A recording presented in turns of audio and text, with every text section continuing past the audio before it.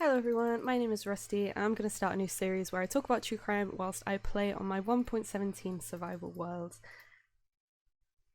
Hope you enjoy! Hello. Okay, we're talking about Heaven's Gate today. Heaven's Gate was a cult. It's kind of around from the 70s to the 90s. I know some people are kind of a bit iffy about calling it a cult, but I think they are definitely a cult. I don't know how people can kind of say they're not. So, Heaven's Gate. Yeah, it's a cult that kind of went from like 0 to 100 real quick. They, honestly, in like their whole time of being a cult, didn't really actually do anything. Not until right in the end, anyway. To sum Heaven's Gate up, they're a cult that kind of had this weird like culmination of Christian beliefs and sci-fi. It was like if you were watching Star Trek and they thought that space was the heavens. And yeah, it's odd. Then in the mid-90s there was a comet that was coming towards Earth. It was called the Hale-Bopp comet and unfortunately resulted in... Unfortunately, they thought the comet was a sign for them to leave Earth, and leaving Earth meant committing suicide. So, as we're punching wood, let's start right at the beginning of Heaven's Gate. It all started with a man called Marshall Applewhite. Marshall Applewhite was born in 1931.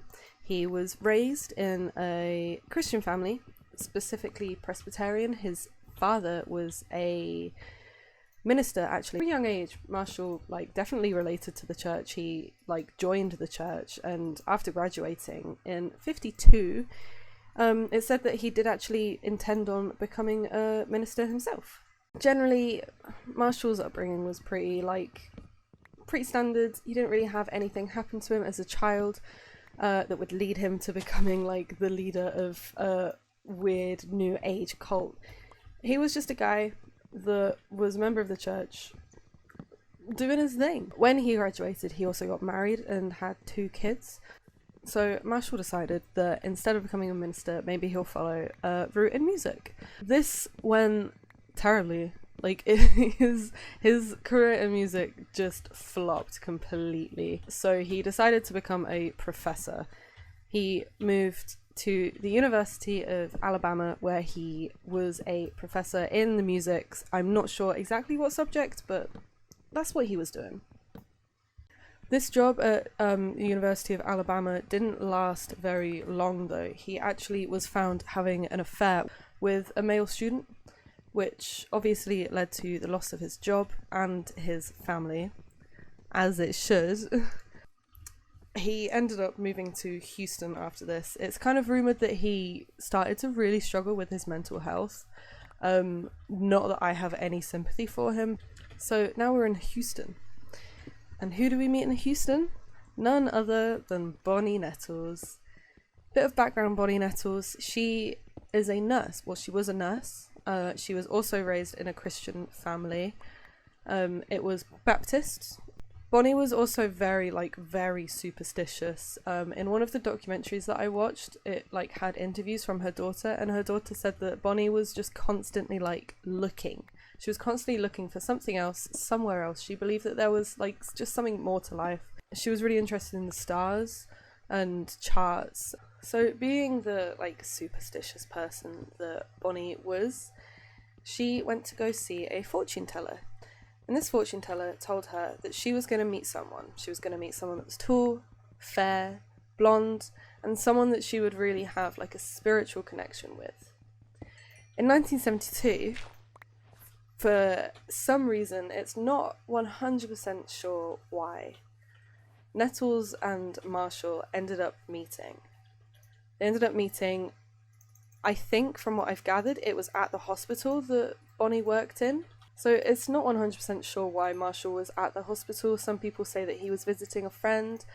Other people say that he was actually in hospital for his own mental health issues. But either way, they ended up meeting and they were just inseparable. They were drawn to each other. They described it as like a force, like driving them together. They actually ended up calling themselves the Keys to the Kingdom of Heaven. So yeah, they were pretty sure that like God wanted them, like them specifically. So with this newfound connection, they decided to actually go out and start doing stuff. The first thing they did was set up a bookstore. It was called the Christian Art Center and No Place, and here they basically just kind of sold books, did presentations based around Christianity and also the arts, but it really flopped. Like, no one went. They did not have much success at all. So they ended up having to close it down in 1973, so not even a year after they had met. With the closing down of their bookstore, they were like, okay, let's go on a road trip. Let's go on a spiritual road trip. So like the first year of them traveling around, they didn't really get up to much. They knew that there was like a reason for them like finding each other, but they didn't quite know what yet. And then apparently one night they both had a message from God. Is that a jungle? Sexy. That was not the message from God. That was not the message from God. God gave them a divine message. He gave them divine authorization to go around traveling and spreading their words. So yeah, now they had their purpose to gain followers, to find people that believed in their message and wanted to give them money. While they were traveling around, Applewood was actually arrested for stealing a rental car. This led to him spending, I think, around 6 months in jail. And this 6 months for him was like the focus time. This was the time that they were really cracking down on what they believed in. This was the time to kind of perfect their doctrine, I guess. So Applewhite was released, and then this is when they started going by something called human individual metamorphosis. This is basically their explanation of what's going to happen to the world. Basically, they believed like Earth was going to get recycled, and the only way to avoid that was to save yourself. They started calling themselves the Two Witnesses, which is a reference to the two witnesses in the Bible from the Book of Revelations. They also started going by names like Doe and T. I think that was like the most popular one. But yeah, they believed that you had to leave Earth before it was recycled or wiped to become the level above human. This basically for them is heaven. One of the things Marshall said was that you need to be of this world, not in it, meaning that to be able to like ascend to this higher plane of being, you also needed to completely wipe yourself of any like earthly influences. One of the other really strange things that they said is that they changed the teaching of Mary in the Bible. They said that Mary wasn't visited by God or an angel. They said that Mary was taken up into a UFO, and she was impregnated by aliens on this UFO. Yeah, I mean, obviously that is how it happened. The 70s was a time where obviously like sci-fi shows were gaining a lot of interest, but also like generally there was a lot of unrest in the world. There was a lot of people being unsure about who they are. The hippie movement was like really growing. There was the Vietnam War in America, there was the civil rights movement. There was just a lot of people not feeling comfortable. So I feel like that is a major thing that you've got to remember when I'm saying these things about how like silly it was and how it doesn't really make sense what they believed in, but it's like, well, people just needed something to believe in. I'm not saying that I agree that Mary was taken up into a UFO and impregnated by aliens, but maybe that was the answer for some people. But yeah, so they went round the country. That's what they were teaching about the world being recycled, about joining them to be saved. By 75, they actually had 20 like dedicated members, which is pretty good going. You know, these members were just gathered from going around giving lectures. They would write stories for newspapers. These 20 members actually, in 1975, that was when they were first told that this is a chance to get on a spaceship and leave Earth. We're going to go to the level above human. So they all stood outside in September of 1975. They stood out all night waiting for an airship. Did it arrive? No, of course it didn't. Of course it didn't. But that didn't stop them. They carried on growing. So 1976, they moved to camps. They moved away from their families, excluded and isolated from the world. And this is when like rules started to be implemented. There was no sex, no drugs, no alcohol. You were only allowed to eat certain food. You all had to dress the same. There was no smoking, and you had no communication with the outside. They were completely cut off from their family. They had no contact at all. They were also given a partner that they had to do like everything with. So come the early 80s, they decided to move to houses instead of campsites. This is also when people started like to worry, families started to worry anyway, because they weren't hearing from their loved ones. They didn't know where they were, they didn't know who they were with, they didn't know what they were doing. It made trust kind of dwindle a little bit. Bonnie and Marshall, being like the good leaders and persuasive people that they were, they decided, right, this is the time that we start opening up a little bit and we start letting our members actually talk to their family. They also said that if any of the members did want to leave, that they were allowed to. They kind of gave this like illusion of choice. They were like, yeah, you are free to leave, you can leave if you want to. We would prefer it if you didn't, but you can if you want to.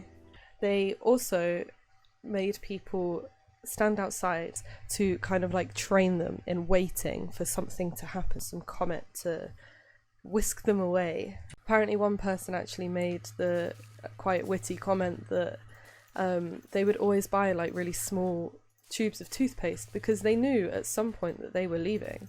They really genuinely believed that they weren't going to be on Earth for that much longer. But they were okay with that. They basically just kind of got away with not being noticed. Yeah, they just kind of slipped under the nose of the media. The family, the people directly involved, they were worried, but in the general public eye, people just didn't really see what was happening as a problem. 1983, this is when things kind of started changing. Nettles was diagnosed with cancer. Even though she was a nurse, she insisted that she didn't need medical treatment because she would be okay. She would be leaving Earth soon. Come 1985, she had passed away. Applewhite didn't actually tell her family until several months after her passing. Nettles was close to her family. She had constantly been sending her daughters letters, and she would have wanted them to know, and they just weren't. The problem is, Nettles' passing caused a lot of questions within the group. People were taught that it wasn't just your mind or your soul that went up to the level above human, that like transcended. They were told that your whole body went. They were told that it was literally you moving up. But Nettles' body was obviously still on Earth. That confused them. So obviously Applewhite did what any good leader would do and changed their beliefs. So their beliefs were now that death is just a journey. Death isn't the beyond, it's just how you get there. Nettles had too much energy to stay in her human form. Your body is just a vessel, preparing you and giving you the opportunity to leave for what they thought was someplace better. Obviously, you know it's kind of something a bit sus if your leader has got to change their whole viewpoint just for it to seem like a coherent idea. Do you know what I mean? Like, surely the followers would have been like, no, actually, you're changing your entire belief system just because you were proved wrong. Like, what? So, Nettles is gone, and now we're in the 90s. At some point, Applewhite was like, hey, I want to make sure that nobody is sexually impure. And the only way to do that is to get castrated. He asked a group of men if they wanted to, and they were like, you know what, yeah, getting castrated is exactly what I want. So they did. They flew to... I cannot remember where it was that they flew, but they all went and they got castrated. It was 7 of them, just to kind of show how dedicated they were. They started to branch out, like, as a company. They made websites. They were like making the most of the internet being available as a source for them to spread information, but also to make money. I'd say there's like mainly 2 important points about the 90s. The first one being that they had a massive like second wave of members. They grew so much. They were making up to like £400,000 or like dollars a year. That's crazy. That's a lot of money. The second, and what I think is like the most interesting, is it was right at the beginning of the year when Marshall said, actually, you know what, suicide is a way to be able to leave this earth. And that is the first time that harm was ever mentioned, really. So as I mentioned, they had a website and it is actually still up. It's a really interesting like thing to check out, though it is quite eerie. Like, completely encompasses what they felt their purpose was, even if it is a bit kind of wordy. It's definitely worth checking out. There is a massive big flashing red alert at the top of the screen. That red alert symbolizes the downfall of the cult. In 1997 there was a comet called Hale-Bopp comet that was flying towards the Earth. It only comes to Earth I think once every like 2,000 years, and for Marshall that was the sign. That was the sign that they had been waiting for. This was their time to go. They had to leave now. He genuinely believed that in the tail of the comet there was a UFO, and that UFO is what was going to take them. There's videos on YouTube. One of the videos is the full, I think it's almost like an hour and a half video of Marshall Applewhite talking about why this comet is the marker, the sign that they are ready to go. Why they should kill themselves, essentially. It's a really horrifying watch. This guy's eyes literally like pop out of his face. You can tell that there's something not quite right with him. The other videos, the ones that I find like really difficult to watch, is tapes of the followers themselves saying why they wanted to do this, why they wanted to kill themselves, why they were ready.